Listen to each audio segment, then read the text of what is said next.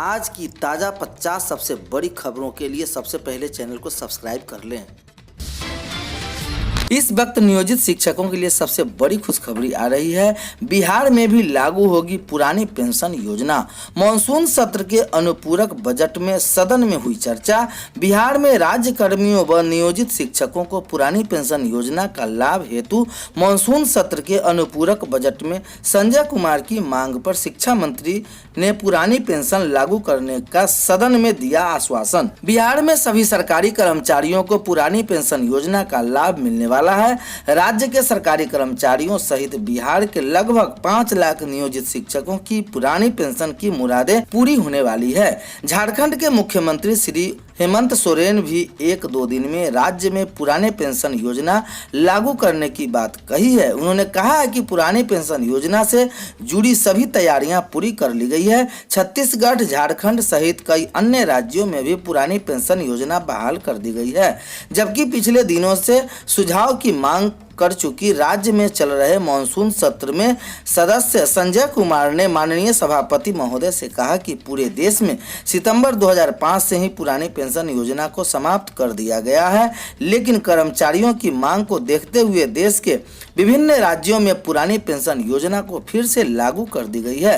पुरानी पेंशन योजना सरकारी कर्मचारियों का अधिकार ही है। सदन में संजय कुमार ने कहा कि बिहार के राज्य कर्मियों सहित बिहार के में बहाल लगभग 5 लाख नियोजित शिक्षक, प्रारंभिक से लेकर उच्च माध्यमिक तक के शिक्षक व मदरसा व संस्कृत स्कूल में बहाल शिक्षकों को भी पुरानी पेंशन का लाभ जल्द से जल्द दिया जाए। उन्हें सभापति के द्वारा सदन में उपस्थित शिक्षा मंत्री माननीय श्री विजय कुमार चौधरी ने पुरानी पेंशन योजना राज्य में लागू करने की मांग की। सदन में संजय कुमार की राज्य कर्मियों व नियोजित शिक्षकों को पुरानी पेंशन योजना का लाभ देने की मांग पर शिक्षा मंत्री ने सदन में जवाब दिया कि सरकार राज्य सरकार के कर्मचारियों व राज्य के नियोजित शिक्षकों के बेहतरी के लिए हर समय तैयार रहती है। साथ ही साथ हमारी सरकार ने ही राज्य कर्मियों व शिक्षकों को समय समय पर हर तरह की सुविधा उपलब्ध कराती रहती है। शिक्षा मंत्री विजय कुमार चौधरी ने कहा कि राज्य सरकार पुरानी पेंशन देने पर विचार कर रही है। सरकार इस संबंध में अधिकारियों से विचार विमर्श कर रही है। हमारी सरकार राज्य कर्मचारियों पर नियोजित शिक्षकों को बेहतर से बेहतर सुविधाएं उपलब्ध कराने को लेकर कटिबद्ध है। सरकार पुरानी पेंशन स्कीम की सभी पहलुओं पर गंभीरता से विचार कर रही है। हम लोग कर्मचारियों के इस मांग पर पहले से ही काम कर रहे हैं। आने वाले समय में आप लोगों को इस संबंध में एक अच्छी खबर अवश्य मिलेगी। यह मुझे भरोसा है। बिहार में भी सभी कर्मचारियों ने बिहार सरकार से पुरानी पेंशन योजना लागू करने की मांग की। इस संबंध में बिहार के लाखों नियोजित शिक्षकों को वर्ष 2004 के बाद बहाल सरकारी कर्मचारियों ने सरकार पर पुरानी पेंशन योजना लागू करने का दबाव बना रही है। बिहार सरकार के मॉनसून सत्र में प्रस्ताव पेश किए पिछले अनुपूरक बजट की तुलना में सरकार ने शिक्षा विभाग के बजट में काफी बढ़ोतरी की है। जानकारों के मुताबिक कहना है कि बिहार सरकार कर्मचारियों की मांग को ध्यान में रखते हुए शिक्षा के अनुपूरक बजट में बढ़ोतरी की है। बिहार सरकार भी जल्द ही पुरानी पेंशन को लागू करने पर विचार कर रही है। सरकार आंतरिक रूप से पुरानी पेंशन लागू करने में हमारे होने वाले परेशानी की सर्वे कर रही है। राजस्थान, झारखंड, मध्य प्रदेश सहित कई राज्यों में वहां भी सरकार ने सरकारी कर्मचारियों के लिए पुरानी पेंशन योजना लागू करने की घोषणा भी कर चुकी है। वर्ष 2004 के बाद बहाल सरकारी कर्मचारियों को पेंशन देने की घोषणा करने से देश के अन्य राज्यों के सरकारी कर्मियों ने अपने अपने राज्यों में लागू करने के लिए आवाज बुलंद करना शुरू कर दी है। केंद्रीय कर्मचारियों ने भी लागू करने का दबाव बना रही है। राष्ट्रपति चुनाव के लिए विपक्ष के साझा उम्मीदवार यशवंत सिन्हा के लिए कांग्रेस विशेष रणनीति बनाने में जुटी है। यशवंत सिन्हा पहले भाजपा से जुड़े रह चुके हैं और फिलहाल तृणमूल कांग्रेस के उपाध्यक्ष हैं। बिहार में भाजपा और जदयू नेताओं के बीच चल रही बयानबाजी में अब वीआईपी की भी एंट्री हो गई है। वीआईपी प्रमुख और पूर्व मंत्री मुकेश सहनी ने भाजपा के प्रदेश अध्यक्ष पर जमकर निशाना साधा। समस्तीपुर की हसनपुर विधानसभा सीट से राजद विधायक तेज प्रताप यादव पार्टी के अंदर अपनी अहमियत बढ़ाने के लिए सदैव प्रयत्नशील रहते हैं। उन्होंने इसके लिए जनशक्ति परिषद का गठन किया है। खुद को मजबूत करने के लिए उन्होंने रोड मैप भी तैयार कर लिया है। पटना व गया में औषधि निरीक्षण के आवास समेत फार्मेसी कॉलेज के निगरानी विभाग की छापेमारी कर रही है डीआई जितेंद्र कुमार। यह कार्रवाई आय से अधिक संपत्ति के मामले में की जा रही है।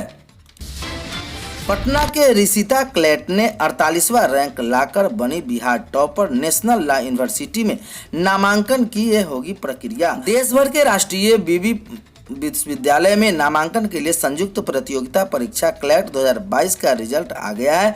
इसमें पटना के रिसिता बिहार टॉपर बनी है। बिहार के छोटे शहरों में जमीन की खरीद बिक्री में आई तेजी। निबंधन में छोटे शहरों की बड़ी छलांग। 2.5 माह में 1338 करोड़ रुपए का राजस्व सरकार को मिला। मध्य जून तक 101% लक्ष्य को हो चुका है हासिल। जेपी यानी जयप्रकाश नारायण ने जून 1975 में पटना से लेकर दिल्ली तक केंद्र की सत्ता के विरुद्ध आंदोलन आरंभ किया था, जिसे कुचलने के लिए तत्कालीन प्रधानमंत्री इंदिरा गांधी ने देश में आपातकाल लगा दिया था। भाजपा की तरफ से मोर्चा संभाला प्रदेश अध्यक्ष संजय जायसवाल ने कहा कि पुलिस गैर जिम्मेदार बनी रही। अगर प्रशासन चाहता तो उपद्रव यह नियंत्रण पाया जा सकता था। विरोध में उतरे ललन सिंह ने संजय जायसवाल के बारे में कहा कि वह मानसिक संतुलन खो बैठे हैं। राजधानी की सड़क पर आज से ऐसे वाहन चलने पर की जाएगी कड़ी कार्रवाई। ऑटो संघ ने सरकार से मांगा समय ऐसा नहीं करने पर हड़ताल करेंगे। बढ़ते वायु प्रदूषण को देखते हुए सरकार ने लिया बड़ा निर्णय। हाटे बाजारे एक्सप्रेस में स्वर्ण व्यवसायी से 2 किलो सोना लूट लिया गया। तकरीबन 1 करोड़ के सोने की लूट नवगछिया रेल थाना क्षेत्र में हुआ। फायरिंग करते हुए अपराधी फरार हो गए। इधर वारदात के बाद रेलवे स्टेशन पर हड़कंप मच गया। प्राइवेट क्लिनिक के सामने खड़ी रहती बाइक व कार यातायात प्रभारी के अनुरोध के बाद भी उदासीन है। प्राइवेट क्लिनिक के संचालक चिकित्सा IMA को पत्र लिख जाम में निजात दिलाने को सहयोग की मांग की है।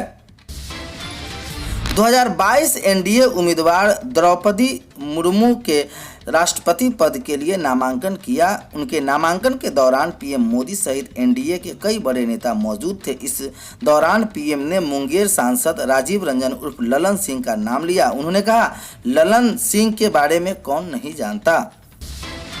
बिहार में तंबाकू पर प्रतिबंध के बावजूद इसका सेवन होता है। हालांकि आंकड़ा राष्ट्रीय औसत से कम है। नया ट्रेंड यह है कि लड़कों की तुलना में लड़कियां तंबाकू का सेवन ज्यादा कर रही है। इच्छा शक्ति के बल पर इस लत को छोड़ना संभव है। बिहार के किशनगंज जिले में एक भाई ने अपने भाई के दोनों हाथ तलवार से काट डाले। इस वारदात को सिर्फ आम के लिए अंजाम दिया गया। मामले में घायल के पत्नी के बताया कि भाइयों ने आम के लिए ऐसा कर दिया। द्रौपदी मुर्मू अब यशवंत सिन्हा में किसकी होगी जीत। बिहार के वरीय नेता ने दावा करते हुए कहा कि एनडीए के राष्ट्रपति पद की उम्मीदवार द्रौपदी मुर्मू ने शुक्रवार को सभी वरीय नेताओं की उपस्थिति में अपना नामांकन का पर्चा दाखिल कर दिया। इसके बाद राष्ट्रपति चुनाव व विपक्षी उम्मीदवार यशवंत सिन्हा को लेकर